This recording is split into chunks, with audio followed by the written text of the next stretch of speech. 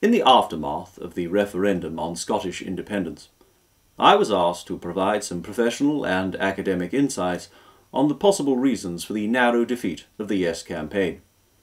However, I think in retrospect it's plain for all to see that the major reason for the failure of the SNP to secure a Yes vote was their inability to provide a viable unit of Scottish television science fiction. Since time immemorial, Doctor Who has remained the standard unit of all British science fiction. The value of the UK Doctor is accepted the world over. From Canada to Australia, a Briton abroad simply has to drop the merest hint that he understands the acronym TARDIS within earshot of an individual wearing a t-shirt bearing the logo "The Angels Have the Phone Box." And, of course, the wandering Briton is guaranteed a long, complex, and ultimately agreeably pointless discussion regarding the unit dating controversy, or the possible application of Logopolitan block transference computation to redistribute the internal architecture of their flat and thus avoid the coalition's bloody bedroom tax. Now, obviously, markets fluctuate, and the value of the UK Doctor goes down as well as up, and it's unlikely that the Doctor will attain the consistent high status that he did in the 1970s, when one Doctor was worth a little over 2.1 US Star Treks. However, the Doctor remains the accepted currency for British science fiction.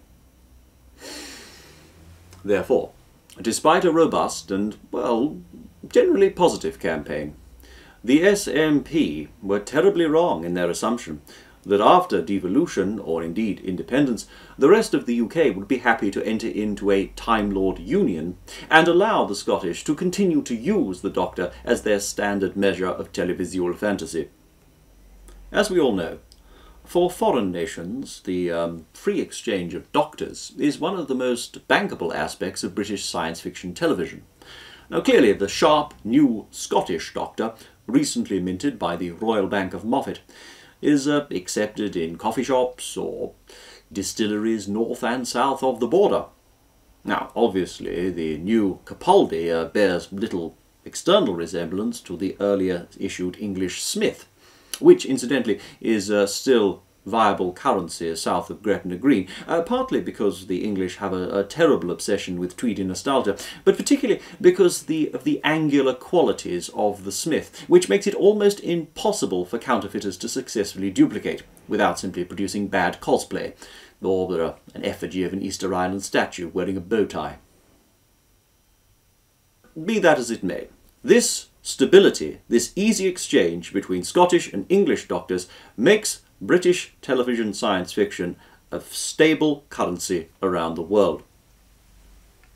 Now one obviously feels a little sorry for the SNP. They were clearly over a barrel regarding this matter.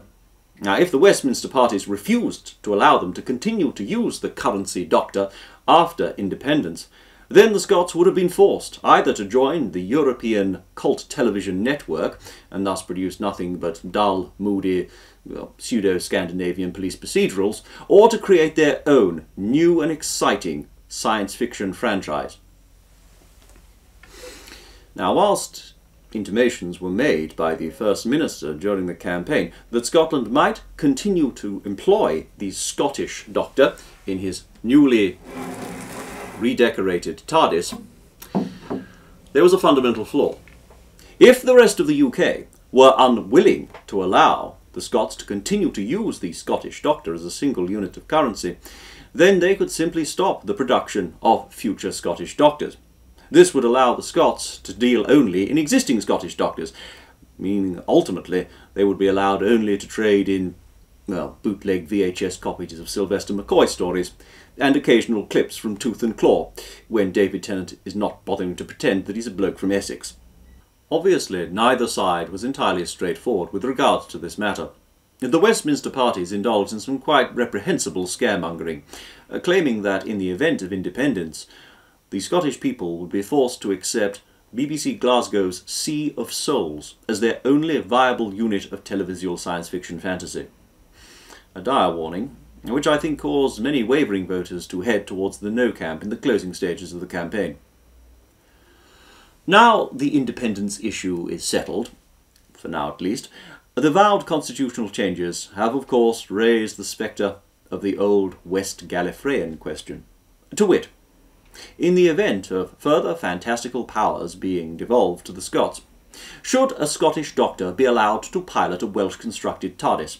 And are Scots companions able to fairly represent the viewpoint of English audiences whilst in a besieged lunar base? Thorny questions, and ones to which I think there are no clear-cut answers. However, it is my sincere hope that the Westminster parties can get round a table with the SNP and thrash out a decision which doesn't bow to the demands of unpleasant fringe elements such as UKIP. Now, they have already demanded, of course, the complete withdrawal of the freshly minted Capaldi, the retroactive removal of Jamie McCrimmon and Amy Pond from the catalogue of companions, and the public immolation of Stephen Moffat upon an English village green whilst tied to a maypole before a pub named the Cloven Hoof. These, of course, are just petty and parochial demands from a bunch of people who, frankly, in my opinion, are little more than bloody Quatermass fans.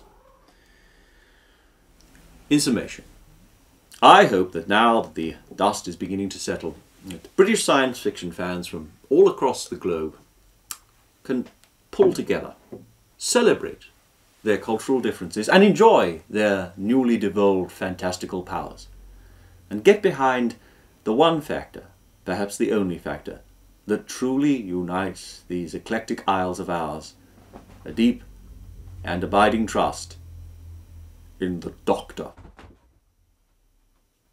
Thank you.